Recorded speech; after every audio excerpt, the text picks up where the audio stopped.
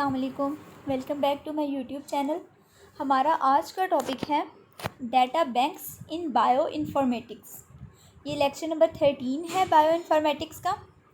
अब सबसे पहले आपको ये पता होना चाहिए कि जिसके बारे में हम बात कर रहे हैं यानी कि डाटा बैंक। अब डाटा बैंक एक्चुअली है क्या? ठीक है, डाटा बैंक, इसको आपको क्या समझ आता है? बैंक ऐसी चीज़ होती है जहां हम कुछ रखते हैं। सो डाटा बैंक क्या है? जहां पे हम डाटा स्टोर कर रहे हैं। सो डाटा बैंक में बेसिकली क्या होता है? इंफॉर्मेशन का स्टोरेज होता है या archive of information. Bio informatics में यूजुअली हम आर्काइव का वर्ड यूज़ करेंगे स्टोरेज के लिए। अच्छा, सबसे पहले क्या होता है? इंफॉर्मेशन जो है वो स्टोर होती हैं, ठीक है। अब वो जो इंफॉर्मेशन जिस फॉर्म में स्टोर होती है ना, वो एक स्पेसिफिक पैटर्न होता है या स्पेसिफिक फॉर्मेट है, ठीक है। उस इंफॉर्मेशन का एक स्पेसिफिक स्ट्रक्चर होगा, यानी एक डाटा बैंक में जो भी इंफॉर्मेशन सेव होगी ना, वो एक स्पेसिफिक फॉर्मेट पे होगी। इसके बाद सबसे पहले तो हमने क्या किया कि एक स्पेसिफिक फॉर्मेट पे इंफॉर्मेशन को स्टोर कर दिया। अब क्या होना है?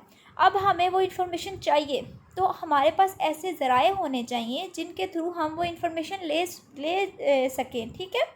क्योंकि अगर हम इंफॉर्मेशन रिट्राइव नहीं कर सकते तो उसके बगैर जो डाटा बैंक है वो जस्ट एक डाटा ग्रेवयार्ड है जहाँ से हम कुछ भी नहीं ले सकते। सो डाटा बैंक का क्या मतलब है कि एक ऐसी जगह जहाँ पे हम डाटा स्टोर करते हैं और फिर ज़रूरत पड़ने पे उस डाटा को ले लेते हैं, हमारी एक्सेस होती है उस डाटा तक। अब हमें देखना है कि जो बायोलॉजी है, मॉलिक्यूलर बायोलॉजी, बायो इन्फॉर्मेटिक्स, उसमें हम इन डाटा बैंक्स को कैसे यूज़ करते हैं। तो इसमें बेसिकली डाटा बैंक्स कवर करते हैं nucleic acid and protein sequences, यानी इन्फॉर्मेशन किसकी सूरत में स्टोर हो सकती है? न्यूक्लिक एसिड की फॉर्म में न्यूक्लिक एसिड सीक्वेंसेस हो सकती हैं, ठीक है, या फिर प्रोटीन सीक्वेंसेस हो सकती हैं। मैक्रोमॉलिक्यूलर स्ट्रक्चर एंड फंक्शन, यानी जो न्यूक्लिक एसिड है, प्रोटीन है, उनके स्ट्रक्चर के बारे में, उनके फंक्शन के बारे में बात की जा सकती है डाटा बैंक्स के हेल्प से। अब हमारा जो मेन टॉपिक है, हमने ये देखा कि डाटा बैंक्स एक्चुअली हैं क्या। अब हमने देखना है कि डाटा बैंक्स की एक्चुअली टाइप्स कितनी हैं। तो हमारे पास 4 टाइप्स के डाटा बैंक्स हैं। Archival data banks of biological information, derive data banks, bibliographic data banks of websites, ठीक है। ये 4 टाइप्स के डाटा बैंक्स हैं हमारे पास। Archival data bank of biological information, ये सबसे पहला डाटा बैंक है जिसको हमने स्टडी करना है। इसका नाम क्या इंडिकेट कर रहा है कि यहाँ पे क्या है? बायोलॉजिकल इंफॉर्मेशन स्टोर है। अब वो बायोलॉजिकल इंफॉर्मेशन किस फॉर्म में हो सकती है, हमने वो देखना है। डीएनए और प्रोटीन सीक्वेंसेस हो सकती हैं, ठीक है, इंक्लूडिंग एनोटेशन। एनोटेशन का वर्ड बेसिकली हम यूज़ करते हैं कंप्लीट एक्सप्लेनेशन के साथ। जैसे यहाँ पे अगर एक डायग्राम है, उसके नीचे एक ना बॉक्स में हमारे पास उस डायग्राम की कंप्लीट एक्सप्लेनेशन है, तो हम कहेंगे कि ये डायग्राम जो है वो कंप्लीट एनोटेशन के साथ मौजूद है। सो डीएनए और प्रोटीन सीक्वेंसेस जो हैं वो कंप्लीट एनोटेशन के साथ प्रेजेंट होती हैं। सेकंड, इसमें क्या हो सकता है? न्यूक्लिक एसिड और प्रोटीन का स्ट्रक्चर हो सकता है और इंक्लूडिंग एनोटेशन, यानी वो भी फुल एक्सप्लेनेशन के साथ। इसके अलावा इसमें आते हैं data banks of protein expression patterns. Protein expression pattern से हम क्या मुराद लेते हैं कि फॉर एग्जांपल हमारे पास डीएनए सीक्वेंस है, ठीक है, उससे हमारे पास आरएनए सीक्वेंस बना, आरएनए से प्रोटीन बनी और प्रोटीन ने अपना स्पेसिफिक फंक्शन जो है वो परफॉर्म किया। तो ये सारी डिटेल भी इस तरह के जो डाटा बैंक्स हैं वो भी archival data banks of biological information में प्रेजेंट होते हैं। सेकंड है हमारा डिराइव्ड डाटा बैंक्स। इनका नाम इंडिकेट कर रहा है कि ये किसी जगह से डिराइव किए गए हैं, किसी और के डाटा को यूज़ करके इनको बनाया गया है। तो अब एक्चुअली है क्या? ये इंफॉर्मेशन लेते हैं आर्काइवल डाटा बैंक से, उस इंफॉर्मेशन का एनालिसिस करते हैं, ठीक है, और उसको स्टोर कर लेते हैं अपने डाटा बैंक्स में, जिनको हम क्या कहते हैं? Derived data banks. For example इसमें किस किस तरह का डाटा सेव हो सकता है? सीक्वेंस मोटिव्स, यानी हमने पीछे पढ़ा ना कि जो आर्काइवल डाटा बैंक्स हैं उनमें क्या होता है, उनमें जो है वो सीक्वेंस, न्यूक्लिक एसिड और प्रोटीन सीक्वेंस कंप्लीट एनोटेशन के साथ मौजूद होती है। सो डिराइव डाटा बैंक्स क्या करते हैं कि वहाँ से सीक्वेंस एनोटेशन ले लेते हैं। सीक्वेंस एनोटेशन से क्या मुराद है?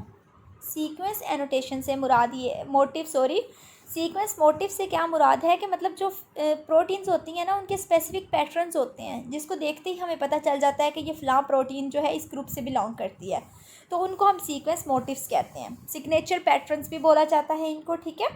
इसके अलावा म्यूटेशंस वगैरह जितनी भी होती हैं डीएनए और प्रोटीन सीक्वेंसेस में, उनका सारा डाटा जो है वो प्रेजेंट होता है। उसके अलावा क्लासिफिकेशंस और रिलेशनशिप्स, क्लासिफिकेशंस हो सकती हैं, रिलेशनशिप्स हो सकते हैं दो प्रोटीन फैमिलीज़ के दरमियान में, ठीक है। वो सारा डाटा भी कहाँ पे होगा? डिराइव्ड डाटा बैंक्स में।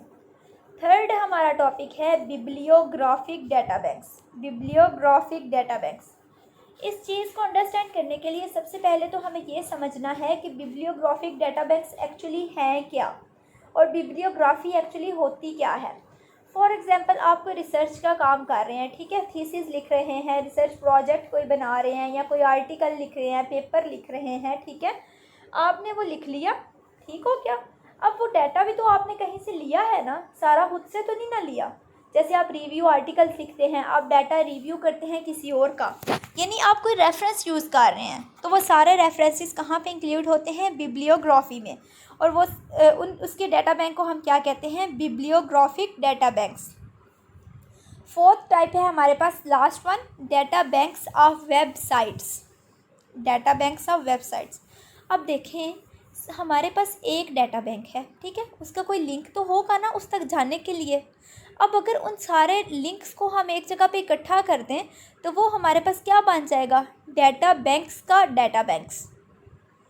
बात समझने की है, डाटा बैंक्स को अगर हम इकट्ठा कर दें एक जगह पे तो वो हमारे पास क्या हो जाएगा? डाटा बैंक्स का डाटा बैंक्स, ठीक है, डाटा बैंक्स का डाटा बैंक। अब बेसिकली ये जो है ना डाटा बैंक्स ऑफ वेबसाइट्स, ये भी यही चीज़ है कि इसमें हम उन सारे डाटा बैंक्स को इकट्ठा कर देते हैं जो हमें बायोलॉजिकल इन्फॉर्मेशन प्रोवाइड कर रहे हैं, और उनके दरमियान हम लिंक भी दे सकते हैं, यानी एक डाटाबेस से आप दूसरी डाटाबेस में जा सकते हैं, ये उनके दरमियान लिंक होता है, ठीक है।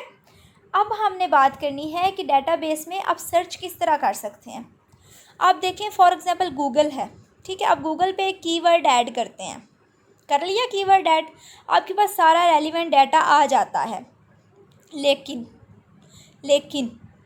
अगर ऐसा हो जाए समटाइम्स कि आप वर्ड कुछ और ऐड करें, डाटा आपको कुछ और चाहिए हो, तो फिर तो आप अपने डिज़ायर डाटा तक नहीं पहुंच सकते। इसी तरह जब आपने डाटा बैंक में सर्च करनी है सीक्वेंसेस वगैरह, तो आपने एग्जैक्ट सीक्वेंस ऐड करनी है या एग्जैक्ट कीवर्ड्स ऐड करने हैं, ठीक है। और जो मोस्ट कॉमन क्यूरी है ना जो डाटा बैंक्स में पूछी जाती है वो ये होता है कि आई हैव न्यू सीक्वेंसेस, यानी मुझे लगा कि मैंने न्यू सीक्वेंसेस जो हैं वो, मतलब आपको लैब में न्यू सीक्वेंसेस मिली हैं काम करते हुए, ठीक है। तो अब आपने देखना है कि आपकी ये सीक्वेंसेस किस ऑर्गेनिज्म से सिमिलर हैं, आपने उसके साथ इसकी मैचिंग करनी है, ठीक है। और कौन से डाटा बैंक में इससे सिमिलर सीक्वेंसेस हैं, ये सारी आपने मैचिंग करनी है। जब आपके पास एक दफ़ा मैचिंग आ गई तो फिर आप अपने असल जो ऑर्गेनिज़म है उस तक पहुंच सकते हैं। अब जो कॉमन क्यूरीज़ होती हैं ना, हम उनकी बात करेंगे। कॉमन क्यूरी हो सकती है, does the data bank contain the information I require. For example, आप कोई स्पेसिफिक सीक्वेंस सर्च कर रहे हैं, जैसे अमीनो एसिड सीक्वेंसेस सर्च कर रहे हैं अल्कोहल डीहाइड्रोजिनेज एंजाइम के लिए, तो वाकई आपका डाटा, मतलब उसी आप ठीक डाटा बैंक में सर्च कर रहे हैं ना, गलत डाटा बैंक में तो नहीं जा रहे, ठीक है। How can I assemble selected information from a data bank in a useful form. अब ये है रिट्राइवल के हवाले से कि आप इंफॉर्मेशन रिट्राइवल कैसे कर सकते हैं। इसकी एक अलग लेक्चर इसका मौजूद है जो कि आप लोग देख सकते हैं इंफॉर्मेशन रिट्राइवल के नाम से। इसके अलावा आप एक स्पेसिफिक पीस भी ले सकते हैं इंफॉर्मेशन का, यानी आपको सारी फुल फ्लेज इन्फॉर्मेशन नहीं चाहिए, आपको जस्ट इधर से इधर तक एक पीस चाहिए, तो आप वो भी सर्च कर सकते हैं, ठीक है। ये था डाटा बैंक्स और उसकी टाइप्स।